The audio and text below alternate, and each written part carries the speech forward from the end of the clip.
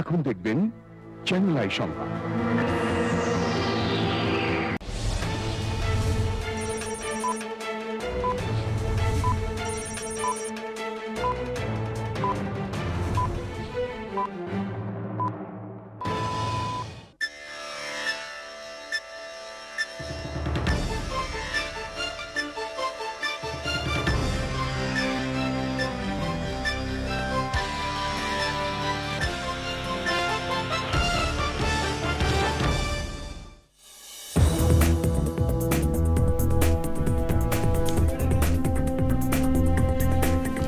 আসসালামু আলাইকুম। Channel I সংবাদে সবাইকে আমন্ত্রণ জানাচ্ছি আমি আল আভি জাহান।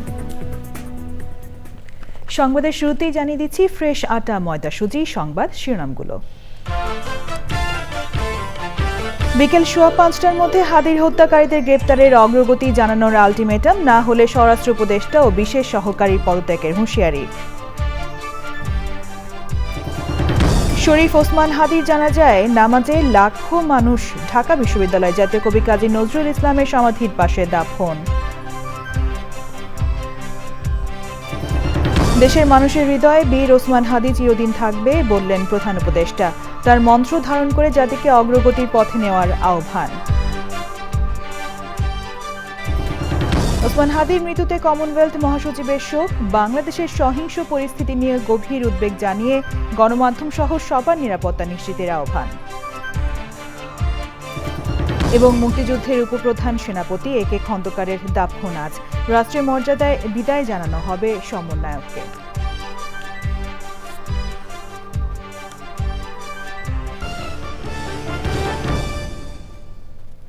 সংবাদ শিরোনামগুলো জানাচ্ছিলাম। এখনকার এই সংবাদ আয়োজন একই সঙ্গে চ্যানেল আই এর ইউটিউব চ্যানেলে এবং চ্যানেল আই এর ওটিটি প্ল্যাটফর্ম আই স্ক্রিনে লাইভ স্ট্রিম হচ্ছে। এবার বিস্তারিত। শরীফ ওসমান বিন হাদি হত্যাকারীদের গ্রেপ্তারের অগ্রগতি জানাতে অন্তর্বর্তী সরকারকে ২৪ ঘণ্টা সময় বেঁধে দিয়েছে ইনকিলাব মঞ্চ। বিকেল ৫:১৫টায় শেষ হবে ২৪ ঘণ্টা। হাদির দাফন শেষে শাহবাগ চৌরাস্তায় সড়ক অবরোধ করে সমাবেশে এই আলটিমেটাম দেওয়া হয়। দাবি আদায় না হলে আজ বিকেল ৫:১৫টায় শাহবাগ চৌরাস্তায় আবারও সমাবেশের ঘোষণা দেওয়া হয়েছে। তবে কারো উস্কানিতে নাশকতায় না জড়াতে সবার প্রতি আহ্বান জানিয়েছেন বক্তারা। পরে সন্ধ্যা শনিবার ৬টার দিকে শাহবাগ ছাড়েন ইনকিলাব মঞ্চের নেতাকর্মীরা। এই সরকার কি চায় না, ওসমান হাদির যে বিচার সেইটা তারা নিশ্চিত করতে চায় না। সিভিল মিলিটারি ইন্টেলিজেন্সের মধ্যে ঘাপটি মেরে বসে থাকা আওয়ামী সন্ত্রাসীদেরকে চিহ্নিত করে গ্রেফতার করুন। এরা যদি বেঁচে থাকে বাংলাদেশের স্বাধীনতা সার্বভৌমত্ব থাকবে না। এরা যদি বেঁচে থাকে বাংলাদেশে কোনোদিন ইনসাফ আসবে না। শনিবার জাতীয় সংসদ ভবনের দক্ষিণ প্লাজায় ইনকিলাব মঞ্চের মুখপাত্র শরীফ ওসমান হাদির জানাজায় নামাজে অংশ নেন লাখো মানুষ। তারা বলেন হাদি তার কাজের মাধ্যমে দেশের মানুষের হৃদয়ে বেঁচে থাকবেন। হাদি হত্যার বিচারের দাবি জানিয়েছেন সব স্তরের মানুষ। রিয়াজ ইসলামের রিপোর্ট।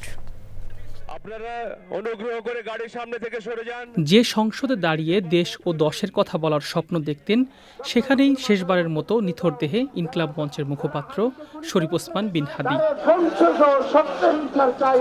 দুপুর ২টায় জানাজার নামাজ হলেও সকাল থেকে রাজধানী ও দেশের নানা প্রান্ত থেকে আসতে শুরু করেন নানা শ্রেণী পেশার মানুষ।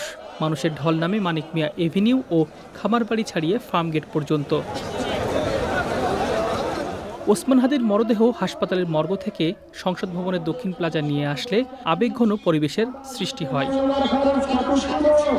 জানাজার নামাজ শুরুর আগে হাদির জন্য সবার কাছে দোয়া চান ধর্ম উপদেষ্টা আফম খালিদ হোসেন। আমরা আল্লাহর কাছে দোয়া করি, আল্লাহ তাকে যেন শাহাদাতের মর্যাদা দান করেন। হাদি হত্যার বিচারের দাবিতে সহিংসতার ডাকে সাড়া না দিতে সতর্ক করে ইনকিলাব মঞ্চ। আমাদেরকে যদি জীবন দিয়ে দিতে হয় আমরা জীবন দিয়ে দেব, তবু ইনসাফের লড়াই ছাড়বো না। সিভিল মিলিটারি ইন্টেলিজেন্সের মধ্যে ঘাপটি মেরে বসে থাকা আওয়ামী দোসরদেরকে চিহ্নিত করে গ্রেফতার করতে হবে। ছোট ভাই হাদি হত্যার বিচার চেয়েছেন বড় ভাই মাওলানা আবু বকর সিদ্দিক।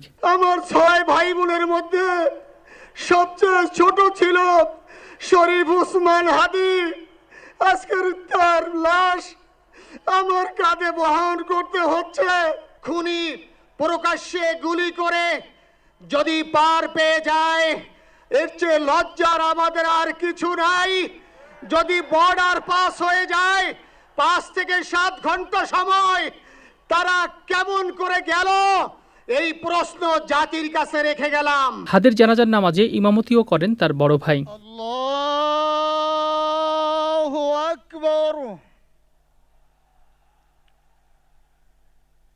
আসসালামু আলাইকুম ওয়া রাহমাতুল্লাহ।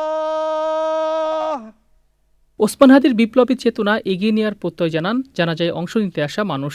শহীদ ওসমান হাদি ইনকলাব মঞ্চের মুখপাত্র ছিল না, উনি ছিলেন 24 বাংলাদেশের মুখপাত্র। তার মতো সাহসী, তার মতো আপোষহীন ব্যক্তি আমার এই 24 বছরের লাইফে আমি কখনো দেখি নাই। ওসমান হাদির ধারণা যদি আমাদের বাঁচায় রাখতে হয়, আমাদের যুদ্ধে নামতে হবে। আমাদের জুলাই এখনো শেষ হয় নাই। জানাজার নামাজের পর শোক মিছিলও নামে মানুষের ঢল। প্রত্যেকটা মানুষ তার জন্য চোখের পানি ফেলেছে। এটা আমরা তার জন্য দোয়া করি এবং তার এই রুহের মাগফিরাত কামনা করি। জুলাই গণ অভ্যুত্থানের যেসব হিরোরা আছে তাদেরকে প্রোটেক্ট করতে তারা ব্যর্থ হয়েছে। এই বিচার হতেই হবে। আমি এই দেশের মানুষের কাছে বিচার চাই, আমার ভাই বিচার না হয়। শোক আর ভালোবাসায় চিরবিদায় জানিয়ে ঢাকা বিশ্ববিদ্যালয়ে জাতীয় কবির পাশে সমাহিত করা হয় শরীফ ওসমান হাদিকে। রিয়াজ ইসলাম, চ্যানেল আই, ঢাকা।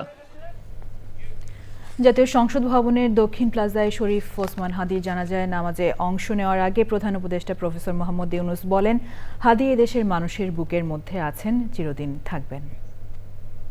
প্রিয় ওসমান হাদি, তোমাকে আমরা বিদায় দিতে আসি নাই এখানে। তুমি আমাদের বুকের ভেতরে আছো এবং চিরদিন বাংলাদেশ যতদিন আছে তুমি সকল বাংলাদেশির বুকের মধ্যে থাকবে। এটা কেউ সরাতে পারবে না। আমরা আজকে তোমাকে প্রিয় হাদি বিদায় দিতে আসিনি। আমরা তোমার কাছে আমরা ওয়াদা করতে এসেছি। তুমি যা বলে গেছো সেটা যেন আমরা পূরণ করতে পারি, সেই ওয়াদা করার জন্য আমরা একত্র হয়েছি। সেই ওয়াদা শুধু আমরা নয়, পুরুষানুক্রমে বাংলাদেশের সব মানুষ পূরণ করবে। সেই ওয়াদা করার জন্যই আমরা তোমার কাছে আজকে এসেছি, সবাই মিলে যে যেখানে আছি। আমরা তোমার যে মানব প্রেম, তোমার যে ভঙ্গি, মানুষের সঙ্গে উঠা বসা, তোমার যে রাজনৈতিক দৃষ্টিভঙ্গি, সবাই প্রশংসা করছে। ইনকিলাব মঞ্চের আহ্বায়ক শরীফ ওসমান হাদির মৃত্যুতে শোক জানিয়েছেন কমনওয়েলথ মহাসচিব শার্লি বোচওয়ে। বাংলাদেশের সাম্প্রতিক সহিংস পরিস্থিতি নিয়ে শনিবার এক বিবৃতিতে তিনি গভীর উদ্বেগ প্রকাশ করেছেন। শার্লি বোচওয়ে আইনের শাসনের প্রতি শ্রদ্ধাশীল থাকার আহ্বান জানান। তিনি বাংলাদেশের কর্তৃপক্ষগুলোর প্রতি গণমাধ্যম সহ সবার নিরাপত্তা নিশ্চিত করার আহ্বান জানিয়েছেন। কমনওয়েলথ মহাসচিব শরীফ ওসমান হাদির মৃত্যুতে বাংলাদেশের জনগণের শোকের সঙ্গে একাত্মতা প্রকাশ করেন এবং তার পরিবার ও প্রিয়জনদের প্রতি গভীর সমবেদনা জানান। বলেন, ঢাকা ও দেশের বিভিন্ন এলাকায় সাম্প্রতিক সহিংসতা নিয়ে তিনি গভীরভাবে উদ্বিগ্ন। সহিংসতায় দায়ীদের জবাবদিহির আওতায় আনার প্রতিশ্রুতি এবং সংযম প্রদর্শন, দায়িত্বশীল আচরণ ও বিদ্বেষ পরিহারের অঙ্গীকার করে অন্তর্বর্তী সরকারের বিবৃতিকে স্বাগত জানান কমনওয়েলথ মহাসচিব। বিএনপির ভারপ্রাপ্ত চেয়ারম্যান তারেক রহমানকে বহনকারী বিমান বাংলাদেশ এয়ারলাইন্সের একটি ফ্লাইট থেকে শনিবার মধ্যরাতে 2 কেবিন ক্রুকে সরিয়ে দেওয়া হয়েছে। নিরাপত্তাজনিত শঙ্কা ও রাজনৈতিক সংশ্লিষ্টতার তথ্যের ভিত্তিতে এই সিদ্ধান্ত নিয়েছে বিমান কর্তৃপক্ষ। তারেক রহমান লন্ডন থেকে ঢাকায় ফিরবেন বৃহস্পতিবার। তাকে বহন করা বিমান বাংলাদেশ এয়ারলাইন্সের ফ্লাইটটি বুধবার সন্ধ্যায় লন্ডনের হিথ্রো বিমানবন্দর থেকে ঢাকার উদ্দেশ্যে রওনা হবে। বিমানের এমডি ও সিইও ডক্টর শফিকুর রহমান জানিয়েছেন, গোয়েন্দা প্রতিবেদনের ভিত্তিতে জুনিয়র পার্সার মোহাম্মদ সওগাতুল আলম সওগাত ও ফ্লাইট স্টুয়ার্ডস জিনিয়াকে ওই ফ্লাইট থেকে সরিয়ে অন্য দুজনকে দেওয়া হয়েছে। বারবার পতিত সরকারের সঙ্গে সংশ্লিষ্ট ব্যক্তিদের গুরুত্বপূর্ণ ভিআইপি ফ্লাইটে দায়িত্ব দেওয়ার ঘটনা তদন্ত করে দোষীদের বিরুদ্ধে ব্যবস্থা নেওয়া হবে বলেও জানান তিনি। বিএনপির সিনিয়র যুগ্ম মহাসচিব ও তারেক রহমানের স্বদেশ প্রত্যাবর্তন কমিটির সদস্য সচিব অ্যাডভোকেট রুহুল কবির রিজভী বলেন, একই ধরনের ঘটনা বারবার ঘটছে কেন সেটি খতিয়ে দেখা জরুরি। তারেক রহমানের ফ্লাইটে গোয়েন্দা সংস্থাগুলোর তৎপরতা ও দায়িত্বশীলতার প্রশংসা করেন তিনি। মুক্তিযুদ্ধে উপপ্রধান সেনাপতি অপারেশন কিল ফ্লাইটের সমন্বয়ক স্বাধীন বাংলাদেশের বিমান বাহিনীর প্রথম প্রধান অবসরপ্রাপ্ত এয়ার ভাইস মার্শাল বীর উত্তম একে খন্দকারের নামাজে জানাজা আজ। জোহরের নামাজের পর বিমান বাহিনীর ঘাঁটি বাসারে তার জানাজার নামাজ হবে। সেখানেই এই বীর মুক্তিযোদ্ধাকে রাষ্ট্রীয় সম্মাননা প্রদান করবে বাংলাদেশ বিমান বাহিনী। পরে বিমান বাহিনী কবরস্থানে তাকে দাফন করা হবে। শনিবার সকালে বার্ধক্যজনিত অসুস্থতায় তিনি মারা যান। তার বয়স হয়েছিল ৯৫ বছর।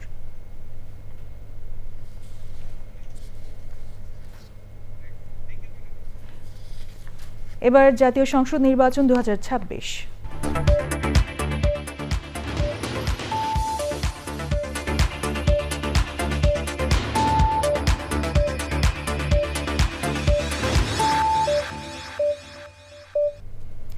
আপিলের সময়সীমা ২ দিন কমানোর পাশাপাশি আপিল নিষ্পত্তির সময় ২ দিন বাড়িয়ে ত্রয়োদশ জাতীয় সংসদ নির্বাচনের তফসিল সংশোধন করেছে নির্বাচন কমিশন। সাম্প্রতিক গণপ্রতিনিধিত্ব আদেশ ১৯৭২-এর সংশোধিত প্রজ্ঞাপনে বিষয়টি জানানো হয়েছে। সংশোধিত প্রজ্ঞাপন অনুযায়ী নির্বাচনে মনোনয়নপত্র বাছাইয়ে রিটার্নিং অফিসারের সিদ্ধান্তের বিরুদ্ধে আগামী ২০২৬ সালের ৫ থেকে ১১ জানুয়ারির পরিবর্তে আপিল করা যাবে ৫ থেকে ৯ জানুয়ারি পর্যন্ত। আর আপিল নিষ্পত্তি করা হবে ১২ থেকে ১৮ জানুয়ারির পরিবর্তে ১০ থেকে ১৮ জানুয়ারি পর্যন্ত। এবার অন্যান্য সংবাদ।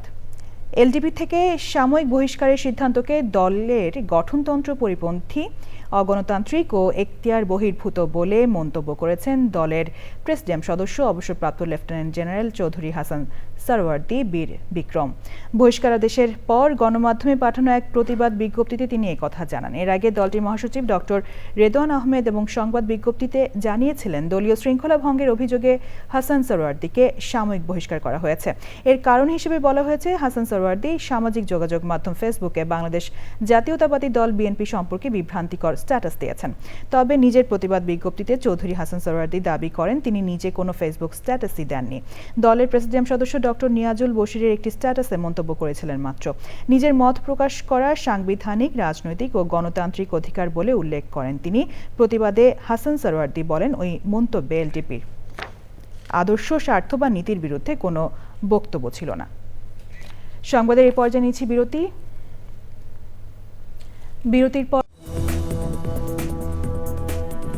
বিরতির পর আবারও আমন্ত্রণ জানাচ্ছি। ঢাকার মগবাজারের ওয়্যারলেস গেট এলাকার একটি বাসায় একই পরিবারের ২ শিশু মারা গেছে।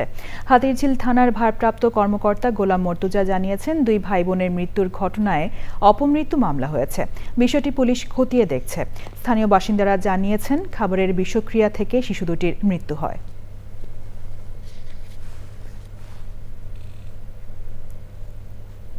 ইউক্রেনের দক্ষিণে ওডেসা বন্দরে রাশিয়ার ব্যালিস্টিক ক্ষেপণাস্ত্র হামলায় কমপক্ষে ৮ জন নিহত এবং ২৭ জন আহত হয়েছে। শুক্রবার রাতে এই হামলা হয়। এই হামলায় ইউক্রেনের দক্ষিণে গুরুত্বপূর্ণ অবকাঠামো ক্ষতিগ্রস্ত হয়েছে। ইউক্রেনীয় কর্মকর্তারা বলেন হামলার ফলে শীতকালে ভয়াবহ হিমাঙ্কের তাপমাত্রার মধ্যে কয়েকদিন ধরে বিদ্যুৎ, পানি এবং তাপ সরবরাহ থেকে ২ মিলিয়নেরও বেশি মানুষ বঞ্চিত হচ্ছে। যুদ্ধের অবসানের জন্য মার্কিন যুক্তরাষ্ট্রের নেতৃত্বে ইউরোপে অসংখ্য উচ্চ পর্যায়ের বৈঠক ও আলোচনা এখন চলমান রয়েছে। এবার রয়েছে কৃষি সংবাদ।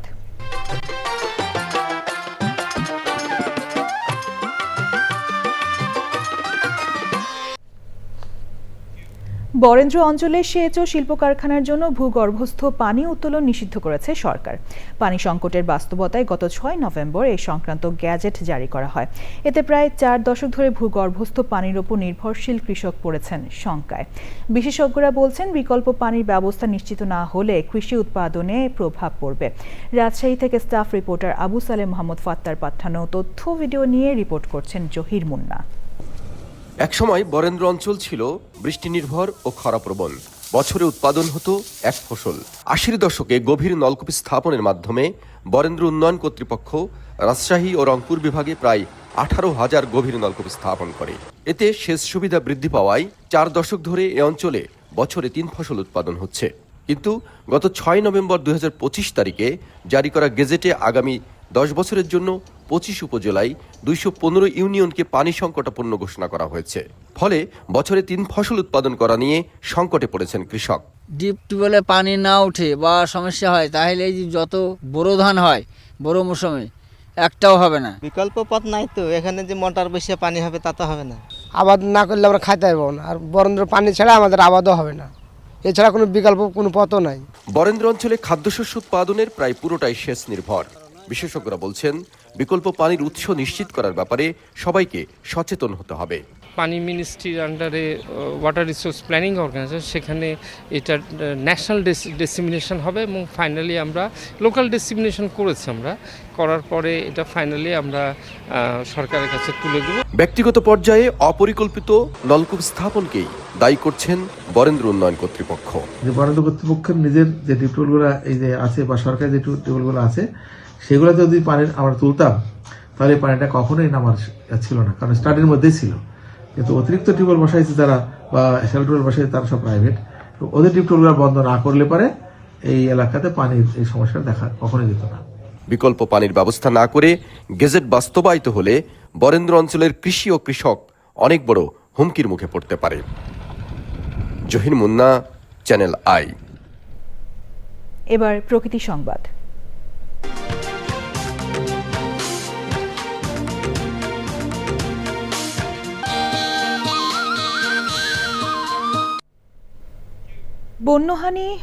বন্য হাতি হর হামেশাই লোকালয়ে হানা দেওয়ায় পার্বত্য জেলা রাঙামাটি কাপ্তাইয়ের বিভিন্ন জনপদে আতঙ্ক বিরাজ করছে। এতে প্রাণহানি, ফসলের ক্ষতি ও ঘরবাড়ি ভাঙচুর সহ যানবাহন চলাচলও বাধাগ্রস্ত হচ্ছে। মানুষ ও হাতির দ্বন্দ্ব নিরসনে পাহাড়ে হাতির করিডর, নিরাপদ আবাসস্থল ও পর্যাপ্ত খাবারের যোগান নিশ্চিতের দাবি জানিয়েছেন সংশ্লিষ্টরা। মনসুর আহমেদের পাঠানো তথ্য ভিডিওচিত্রে আফরোজা হাসির রিপোর্ট। রাঙামাটি কাপ্তাই সড়কের রান্নাটুকুন এলাকা, Prashanti park, lock gate, Silchari gate, Sita Pahar সহ বেশ কয়েকটি পাহাড়ে ঘুরে বেড়াচ্ছে বন্য হাতির দল। বন বিভাগের তথ্য মতে শুধুমাত্র কাপ্তাই উপজেলার বিভিন্ন এলাকায় অবস্থান করছে প্রায় ৩৬টি হাতি। জেলার লংদু, বরকল, রাস্থলী ও বিলাইছড়িতে রয়েছে বন্য হাতি। সম্প্রতি কামিল্লাছড়ি ও রান্নাটুকুন এলাকায় হাতির আক্রমণে প্রাণ হারান ২ জন। সোলার ফেন্সিং সিস্টেম অকেজো থাকায় বাড়ছে ক্ষয়ক্ষতির পরিমাণ। সকলে যদি আমরা সচেতন থাকি, আমার মনে হয় আমরা এটা থেকে রোধ পাওয়া সম্ভব এবং আমরা হতাহত থেকে বেঁচে যাব। হাতি এই জায়গাগুলো ক্রস করবেই, এটা তাদের করিডোর, তারা এই পথ অবলম্বন করবেই। এই জন্য আমাদেরকে সতর্ক থাকতে হবে। আমরা অনেক সাইনবোর্ড, বিলবোর্ড লাগিয়েছি সতর্ক অবস্থানে থাকার জন্য, এবং আমাদের টহল রয়েছে। আমরা অনেক সময় নিষেধ করি, সুন্দর পর যেতে নিষেধ করি, বা আমরা হাতির অবস্থানটা ট্র্যাক করার চেষ্টা করি। সংকট নিরসনে হাতির নিরাপদ আবাস ও খাদ্যের যোগান বৃদ্ধির পরিকল্পনা কর্তৃপক্ষের। হাতি তো কোনো লোকালয়ে আসেনি, বেসিক্যালি হাতির যে হ্যাবিটেট তার ভিতরে লোকালয় তৈরি হয়েছে। মূল সমস্যাটা তো এখানে আসলে আমাদের এই ছোট্ট একটা দেশে যে হারে জনসংখ্যা বাড়তেছে, আমরা তো আসলে সকল প্রাণীর হ্যাবিটেটটি আস্তে আস্তে মানুষ সঙ্গে দখল করে ফেলছে। সেই কারণে এই প্রাণীদের সাথে মানুষের দ্বন্দ্বটাই দিনকে দিন বাড়ছে। পাহাড় কাটা ও জনবসতি নির্মাণ বন্ধ সহ হাতির নিরাপদ আবাস নিশ্চিত করতে টেকসই ব্যবস্থাপনায় জোর বিশেষজ্ঞদের। আফরোজা হাসি, প্রকৃতি ও জীবন ডেস্ক, চ্যানেল আই। এখন দেখবেন খেলার খবর। দিচ্ছি আরো একবার। বিকেল ৫:১৫টার মধ্যে হাদির হত্যাকারীদের গ্রেপ্তারের অগ্রগতি জানানোর আলটিমেটাম, না হলে স্বরাষ্ট্র উপদেষ্টা ও বিশেষ সহকারীর পদত্যাগের হুঁশিয়ারি। শরীফ ওসমান হাদির জানাজার নামাজে লাখো মানুষ, ঢাকা বিশ্ববিদ্যালয় জাতীয় কবি কাজী নজরুল ইসলামের সমাধির পাশে দাফন। দেশের মানুষের হৃদয়ে বীর ওসমান হাদি চিরদিন থাকবে বললেন প্রধান উপদেষ্টা। তার মন্ত্র ধারণ করে জাতিকে অগ্রগতির পথে নেওয়ার আহ্বান।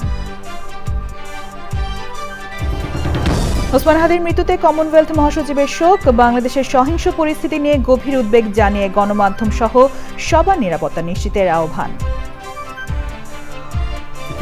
এবং মুক্তিযুদ্ধের উপপ্রধান সেনাপতি এ কে খন্দকারের দাফন আজ, রাষ্ট্রীয় মর্যাদায় বিদায় জানানো হবে সমন্বয়ককে।